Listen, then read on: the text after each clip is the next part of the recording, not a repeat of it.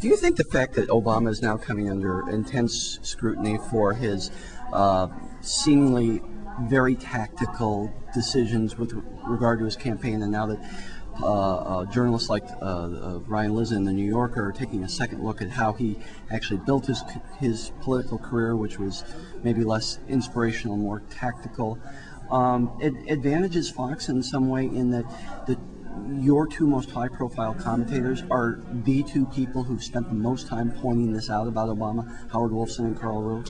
Well, I think that we are advantaged because I think we've got the two smartest commentators out there. First of all, and you'll see that today, Karl Rove is the most sophisticated political analyst I've ever met. I've been in this business more than a quarter of a century, and this is not a Republican talking head. He is a political savant, and beyond any questions, obviously he's a Republican, obviously he's a partisan, but his ability to analyze a political situation and a political strategy and how it's being played out is the deepest, the most sophisticated I've ever seen.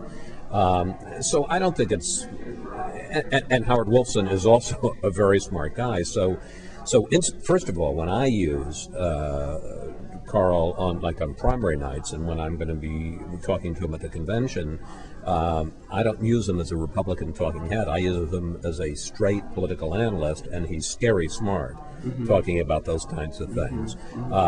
Can you do that? Can you separate that out? Because there continue to be these reports that Rove is, maybe if not on someone's payroll, on the QT continues to advise Republicans, which would not be beyond the pale.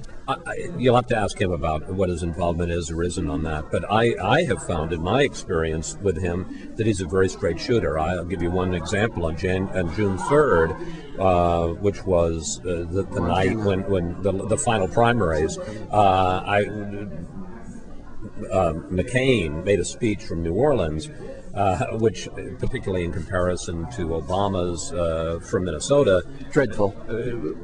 Your words, not mine, but it paled in comparison. I mean, it was bad in substance, it was bad in performance, the backdrop looked horrendous, and Karl was dumping on it as much as anybody else. And at one point, I said to him, "So, do you think that he did it here he did it in New Orleans because he's trying to separate himself from Bush, and this was the scene of a Bush failure with Katrina?" And he said, "No, actually, he just had a couple of fundraisers," and we laughed on the air about the idea that there was no strategy involved. It was just a matter of logistics. I have found him to be, on the air, a very straight and objective shooter about things that both candidates do right and both things that both candidates do wrong.